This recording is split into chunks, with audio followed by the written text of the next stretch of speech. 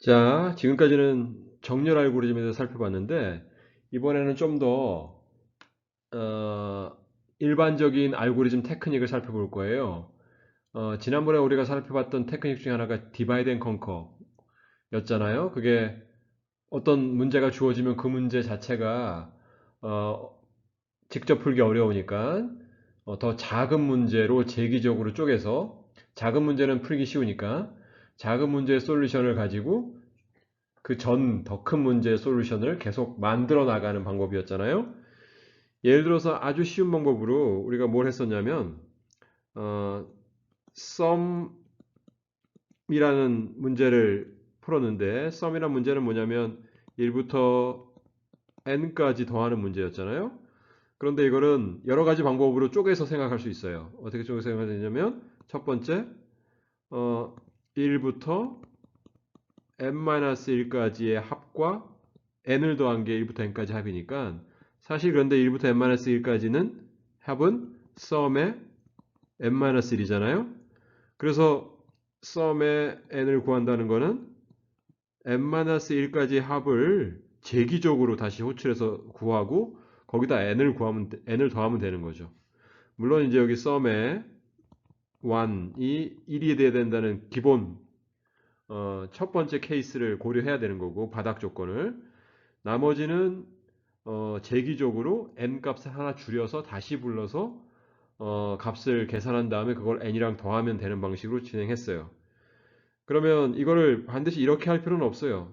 왜냐하면 예를 들어서 썸이라는 게 어떤 리스트에 저장된다 그러면 n까지의 합이 sn에 저장된다 그러면 이거는 n-3번째의 s에 들어있는 값에다가 n을 더하면 되잖아요. 대신에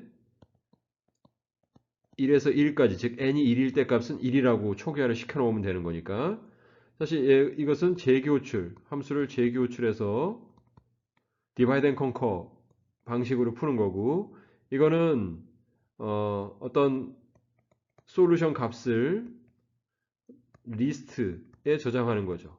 저장해서 어떻게 해요? 재사용하는 거잖아요. 재사용. 그래서 이 방법은 divide and conquer라고 볼 수 있고,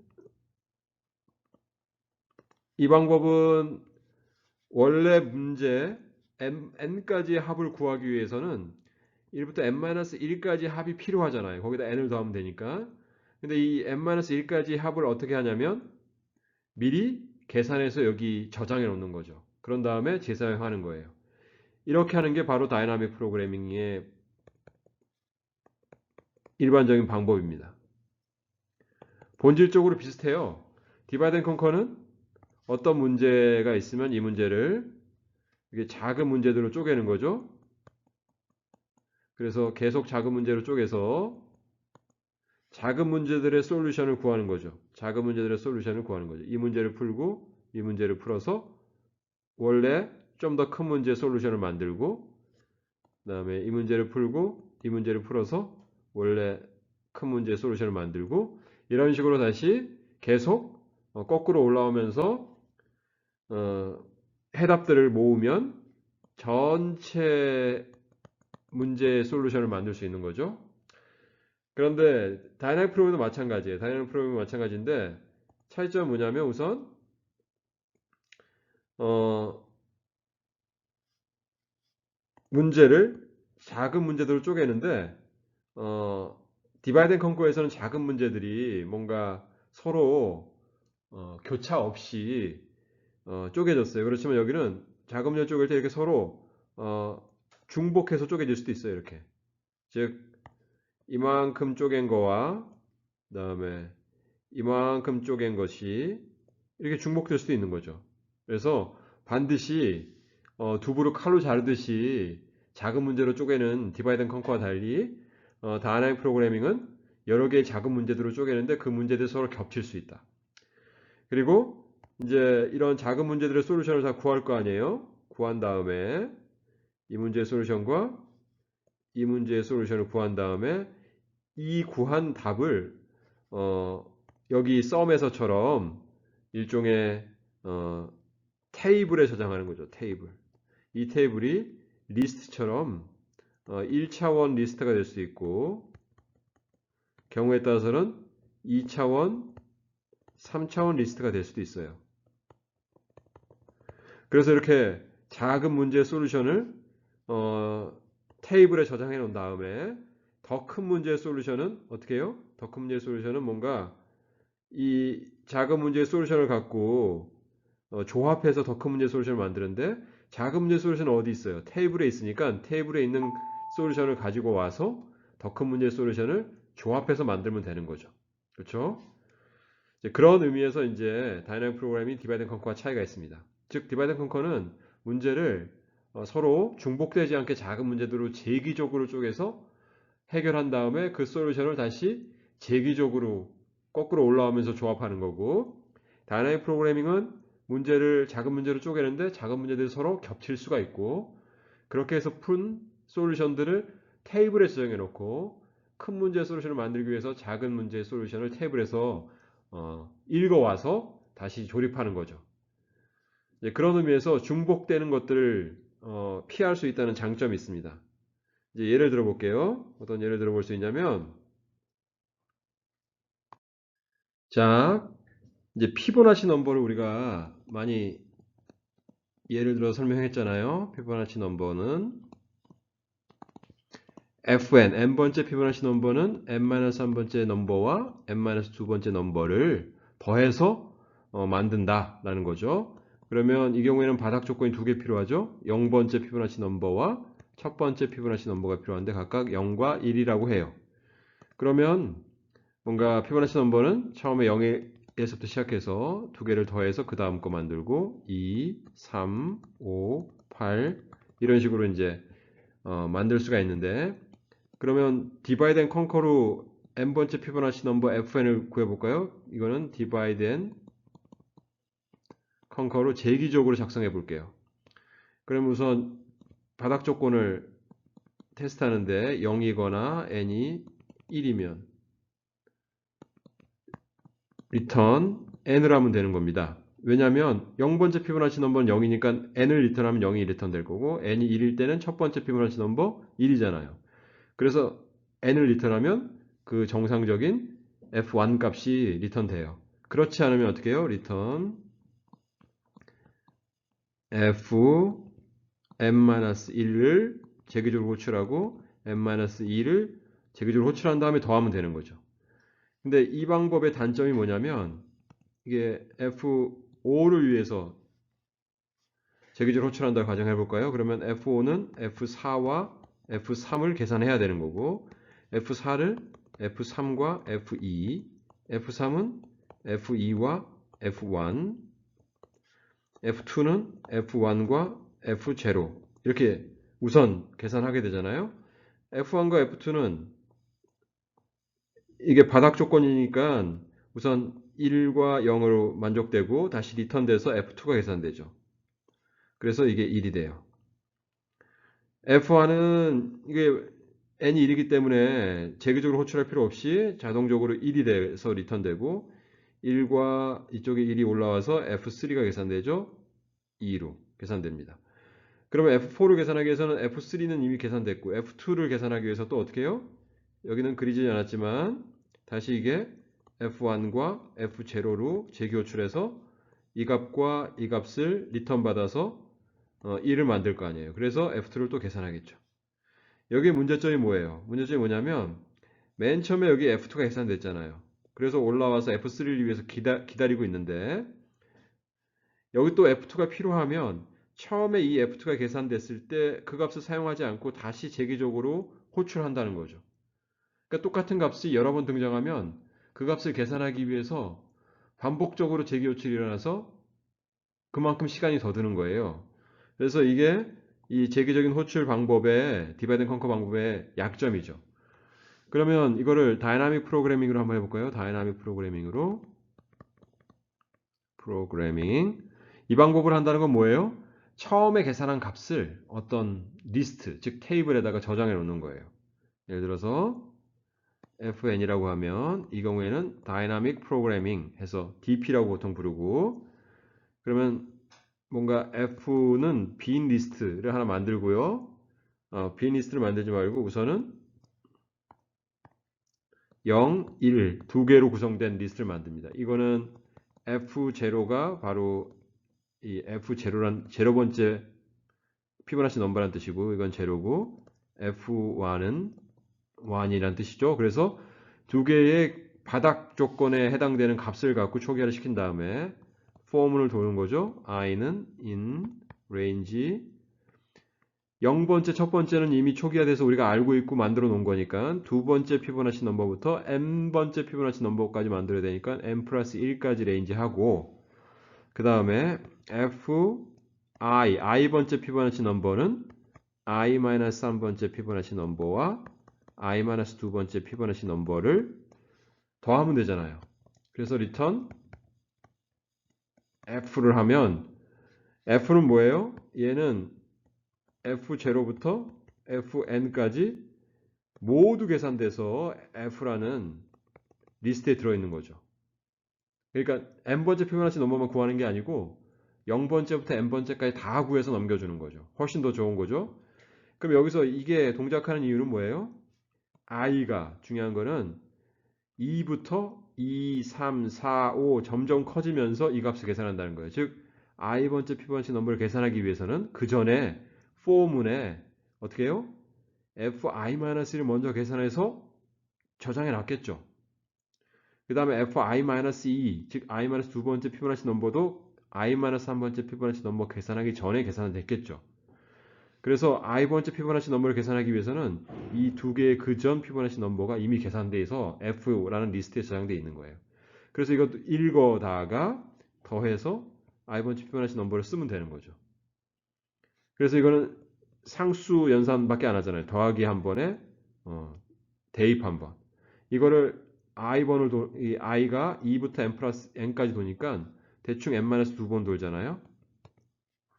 그럼 결국은 이 전체가 b고 n 시간 내에 되는 거죠. 그렇죠? 이거의 가장 키포인트는 뭐예요?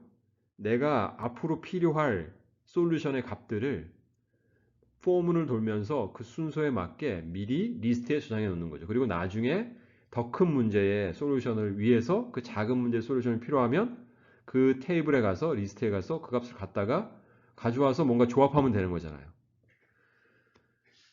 그의 반면에 이 디바이드 앤 컨커는 그런 거를 따지지 않고 무조건 더 작은 문제들의 솔루션을 재기적으로 호출해서 반복해서 부른다는 거죠. 그래서 이 디바이드 앤 컨커는 이 수행 시간이 어떻게 되냐면 비고에 파이의 n승 정도 걸린다 그랬어요. 이 파이는 2분의 1 플러스 루트 5 정도 돼서 1.6 얼마 정도 돼요.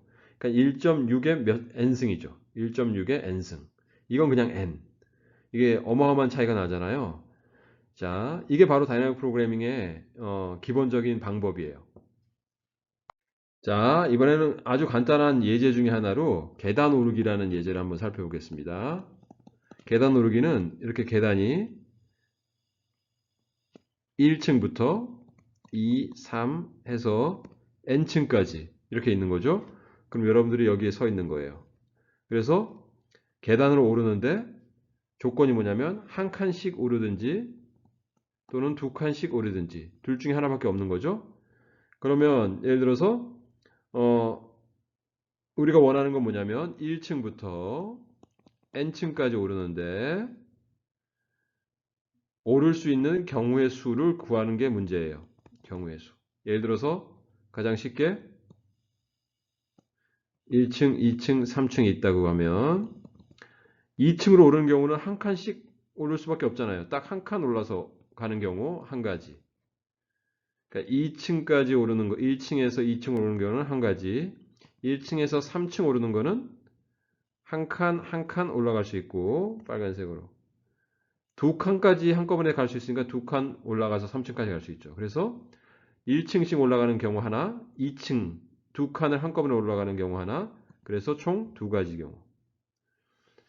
뭐 이런 식으로 확대를 하면 뭔가 n층까지는 1층에서부터 몇 번 올라가야지 되느냐 하는 거죠. 1층에서 몇 번 올라가야 되는 거냐. 그러면 우리가 이제 경우의 수를 나눌 수 있습니다. 이제 경우의 수를 어떤 식으로 할 수 있냐면 우선 A라고 그럴까요? A. 까만색으로. A의 n은 1층부터 n층까지 오르는 경우의 수라고 하죠. 그러면 바닥 조건이 있잖아요. 그럼 A1은 뭐죠? 1층에서 1층까지 오르는 경우의 수. 이건 뭐 0일 수도 있고 그냥 1이라고 하죠. 그냥 가만히 있는 경우 하나.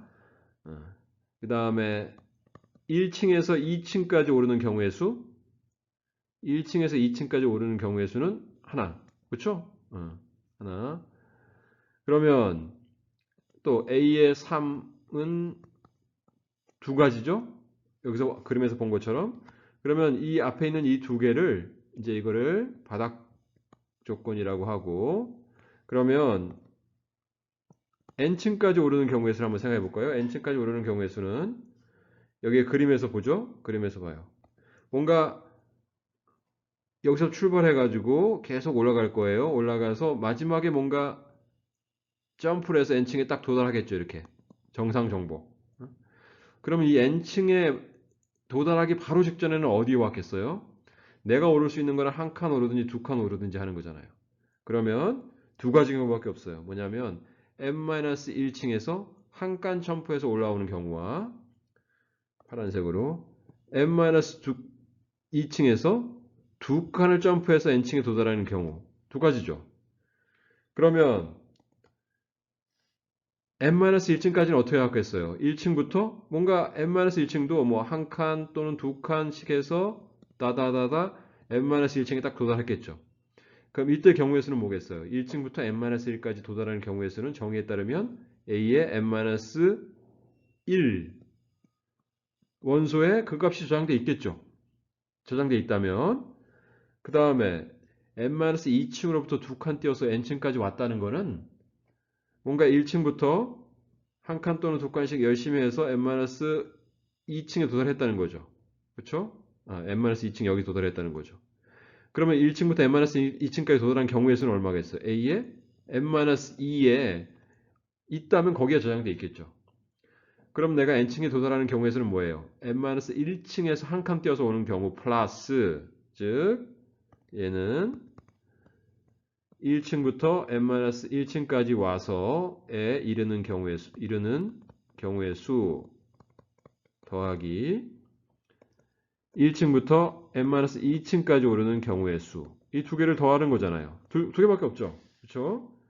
그러면 얘는 어디 있다고요? 이 경우의 수가 A의 n-1에 있는 거고. 여기는 어디 있다고요? A의 n-2에 있는 거죠.